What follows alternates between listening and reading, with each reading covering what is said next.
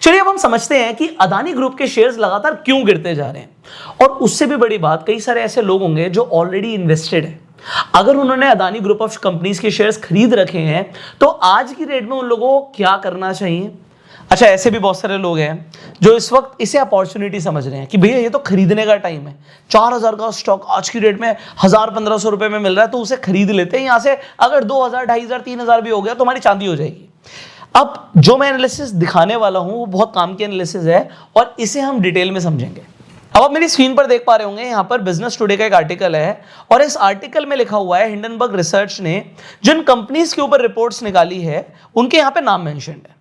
अब आप बड़े ध्यान से समझिएगा, ये जो कंपनीज के नेम यहाँ पे मेंशन है, इनके ऊपर रिपोर्ट आई है, तो इनके शेयर्स का क्या हाल हुआ ये हम एक छोटी सी एनालिसिस करते हैं। तो यहाँ पर देखिए आपको निकोला का नाम दिख रहा है, यहाँ पे विंस फाइनेंस दिख रहा है, तो यहाँ पे ऑलरेडी मैंने कंपनियां खोली हुई हैं, ये आप देख सकते हैं। एग्जाम्पल निकोला का ही है, तो ऑलमोस्ट 95% ये स्टॉक टूट गया 65 से, अभी आपको $2.73 का दिख रहा है। सेम यहाँ पे विंस फाइनेंस का आपको दिख रहा है, तो ये भी ऑलमोस्ट 300 प्लस का था, ऑलमोस्ट जीरो हो गया। यहाँ पे हम चाइना मेटल रिसोर्सेज की बात कर रहे हैं, आपको दिख रहा है कि स्टॉक खत्म हो चुका है। सेम आप ये सारी कंपनीज का हाल देख सकते हैं कि सबका स्टॉक लगातार गिरा है। अब जब हम बात कर रहे हैं कि यहाँ पे हिंडनबर्ग ने एक रिपोर्ट निकाली अदानी के ऊपर, हम ये नहीं बोल रहे कि ये रिपोर्ट सही है गलत है, देखो मैं नहीं होता है इसके ऊपर कोई भी जजमेंट देने वाला, बट बात ये है इन्होंने एलिगेशंस क्या लगाया अदानी ग्रुप के ऊपर, और अभी आपने सुना भी होगा कि अदानी ग्रुप ने जवाब दिया। तो मैं आपको दोनों चीजें समझाऊंगा।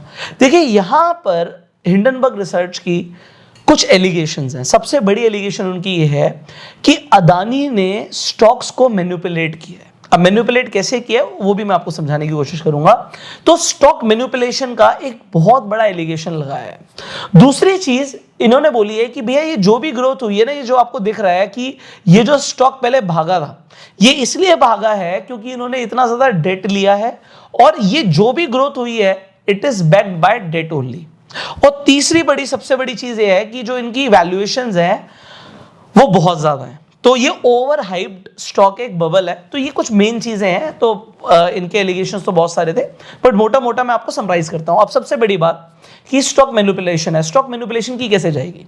अदानी तो बोल रहे हैं, इसका जवाब यह है कि भाई मेरी कंपनी एक लिस्टेड कंपनी है, अब उसके शेयर्स कोई भी खरीद सकता है। अब इन्होंने हिंडनबर्ग ने जवाब दिया कि भैया आपके जो शेयर्स हैं वो किसने खरीदे हुए हैं हम बताते हैं। इन्होंने बोला कि मॉरिशस बेस्ड कई सारे इन्वेस्टमेंट फंड्स हैं और वो उनके अकॉर्डिंग, हिंडनबर्ग के अकॉर्डिंग शेल कंपनीज है। शेल कंपनीज क्या होती है? खोखली कंपनियां। आपने पैसा किसी भी तरीके से शेल कंपनीज तक पहुंचाया है, अब वो हवाला के थ्रू आपने किया है, कैसे भी किया, और इन कंपनीज ने आप ही की कंपनी के शेयर्स खरीद रखे हैं। 90% से ज्यादा इन कंपनीज के पास होल्डिंग्स हैं। इसका मतलब है इन्होंने बहुत ज्यादा पैसा, बिलियंस के अंदर आपकी कंपनी में लगाया हुआ है। ग्रुप ऑफ कंपनीज में ऑलमोस्ट 8 बिलियन के आसपास का एक्सपोजर है। तो 8 बिलियन आप समझ रहे हैं, आज की डेट में अगर मैं 80 रुपए का एक डॉलर को समझूं तो 1 बिलियन हुआ 8000 करोड़ रुपए।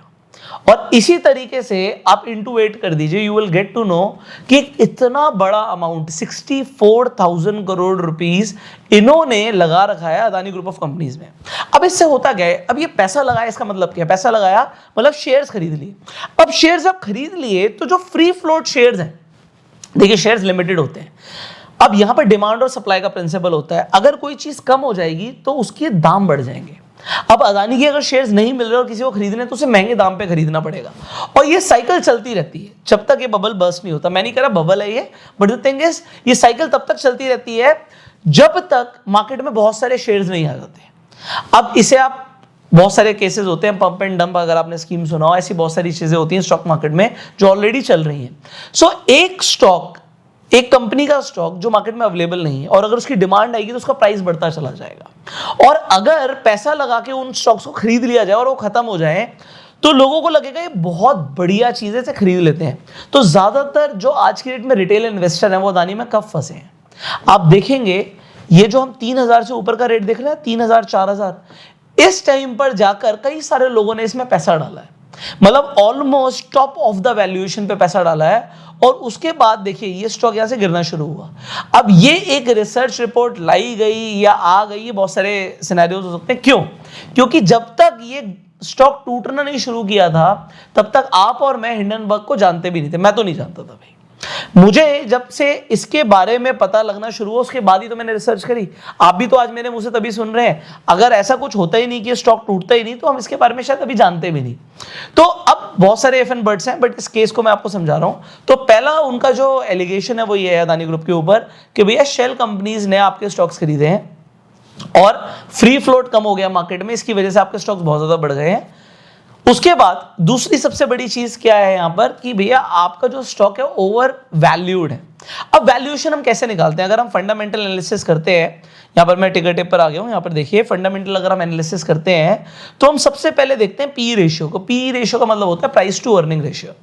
आज की डेट में जब आपको एक महीने में स्टॉक ऑलमोस्ट 60% टूटा हुआ दिख रहा है, उसके बावजूद भी अदानी एंटरप्राइज का पी रेशियो 2 to 9 का आ रहा है, मतलब 200 से ज्यादा का पी रेशियो। आम भाषा में समझाऊं तो इसका मतलब होता है कि अगर आपको 1 रुपया कमाना है इन्वेस्ट करके तो आपको 230 रुपया डालना पड़ेगा। 1 रुपया कमाने के लिए 230 रुपया डालना पड़ेगा।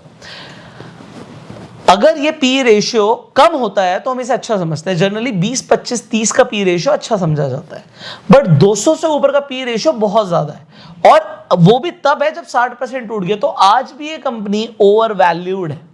तो ओवर वैल्यूएशन का तो definitely there is a problem. अब सबसे बड़ी बात आती है कि हम कहते हैं अदानी बिल्कुल ठीक है, अदानी इज 100% ओके। तो अगर अदानी ग्रुप बिल्कुल 100% ओके है तो जिन लोगों ने 4000 रुपए में स्टॉक खरीदा है, तो अब उनका ऑब्जेक्टिव क्या था? उनका ऑब्जेक्टिव था 4000 से 5000 हो जाए, 6000 हो जाए, 7000 हो जाए, 8000 हो जाए। तो आपको ये समझना पड़ेगा स्टॉक्स का प्राइस बढ़ता कब है। स्टॉक्स का प्राइस, एक तो मैंने आपको सिनेरियो समझा दिया, डिमांड एंड सप्लाई। अभी क्या हो रहा है, लगातार लोअर सर्किट्स लग रहे हैं। लोअर सर्किट का मतलब ये होता है कि मार्केट में बायर्स नहीं है, सिर्फ सेलर्स हैं, सब बेच ही रहे हैं। क्योंकि सब बेच रहे हैं और यहां पर आप समझ रहे हैं बायर्स नहीं है, तो स्टॉक में जाके लोअर सर्किट लगता है। अब यहां पर अगर हम चार्ट पे देखें तो चार्ट पे आपको देखेगा डेली टाइम फ्रेम पर एक हैमर बनी है। अब यहां पर अगर मैं चार्ट एनालिसिस करूं तो सबसे पहली बात तो मैं देखूंगा कि स्टॉक अभी डाउन ट्रेंड में है। दूसरी चीज, एक स्ट्रॉन्ग यहां पे हैमर कैंडल मुझे दिख रही है। अगर इस हैमर का हाई ब्रेक होता है, इट कुड बी ये स्टॉक यहां से ऊपर जा सकता है। अगर ये अपना लो ब्रेक कर देता है तो ये लो भी अगर आप समझें तो 1000 के नीचे है।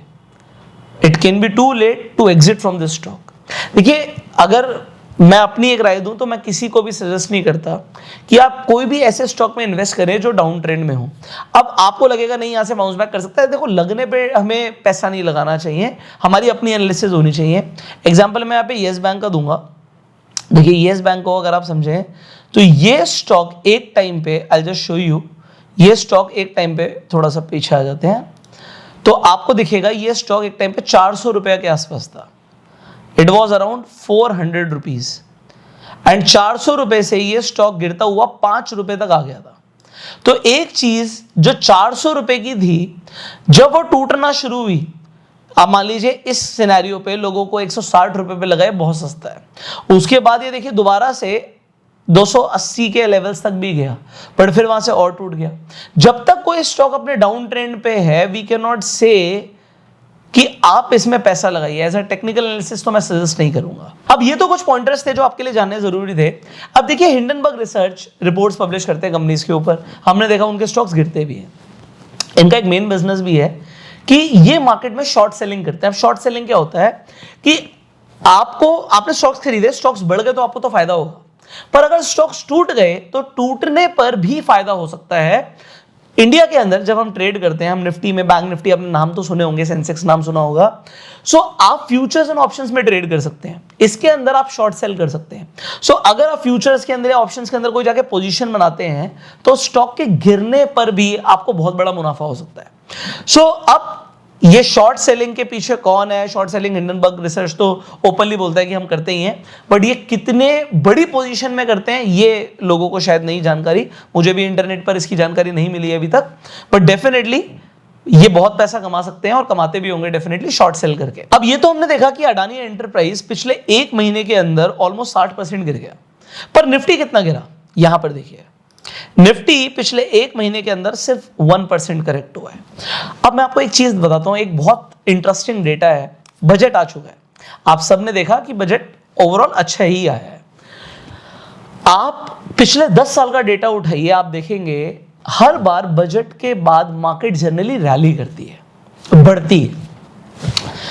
निफ्टी 1% बेशक टूटा होगा पिछले एक महीने में, बट अगर आप नैस्डैक का चार्ट देखेंगे तो एक महीने में 17% बढ़ चुका है।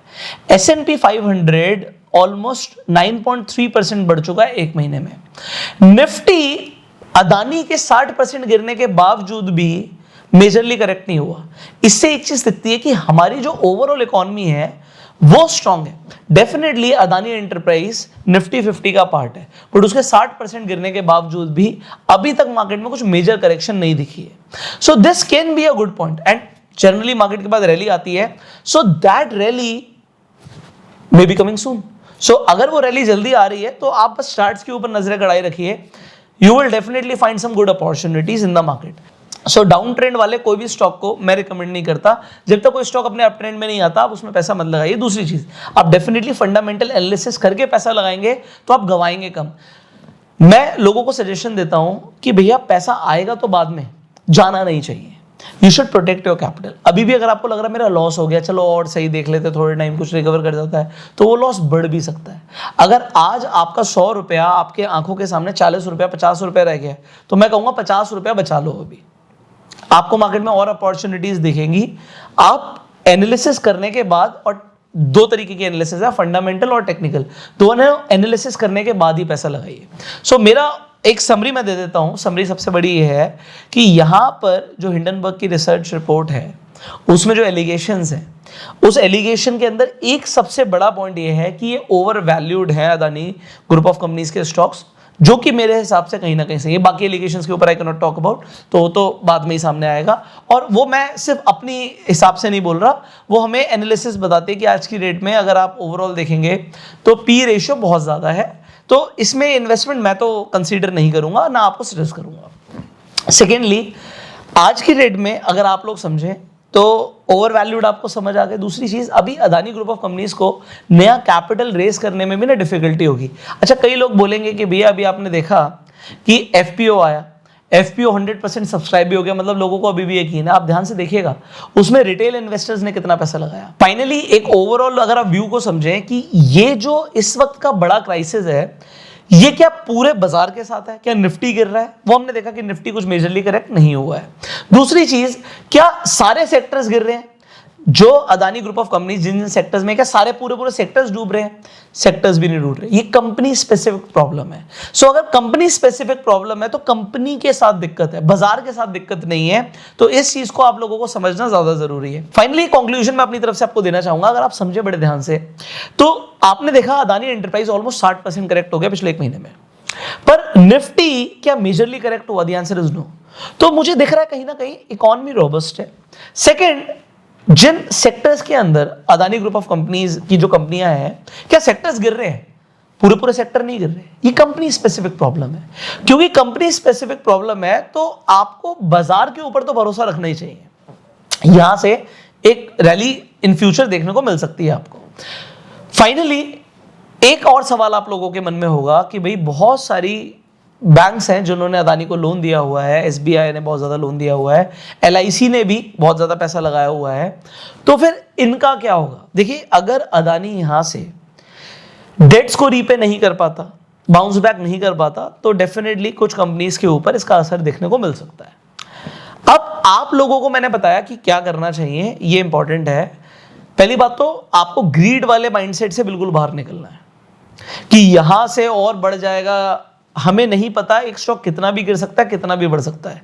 So I do not know the bottom, you do not know the top, हमें नहीं पता। सो हम सिर्फ प्राइस को फॉलो कर सकते हैं। अगर यहां से कंपनी बहुत ज्यादा ग्रो कर जाती है, आपको ऐसा लगता है कि भाई यहां से कंपनी का रेवेन्यू अगले कई सालों में डबल होने वाला है, 10 गुना होने वाला है, तो डेफिनेटली आपको स्टॉक प्राइस भी भागता हुआ दिखेगा। सो जो स्टॉक प्राइसेस होते हैं, they are all about future, कि फ्यूचर में मार्केट को क्या लगता है क्या होगा। और मैंने आपको समझाया कि यहां पर कई तरीके की मैनिपुलेशंस हो भी सकती हैं। तो अगर रिपोर्ट कोई आई है तो ऐसा नहीं है कि हम उसे आंख बंद करके इग्नोर कर देंगे और कहेंगे यही बहुत अच्छा है। सो आप अपनी एनालिसिस कीजिए, उसके बाद ही इन्वेस्टमेंट का डिसीजन लीजिएगा। सी, मैंने जो भी बोला, मैं नहीं कहता कि आप मेरी सारी बातों पे भरोसा करो, मैं कहता हूं अपनी एनालिसिस आप खुद कीजिए। मैं सिर्फ आपको बता सकता हूं कि जो मेरी एनालिसिस कहती है। फाइनली आपको ये एनालिसिस कैसी लगी आप बता सकते हैं। Thank you so very much.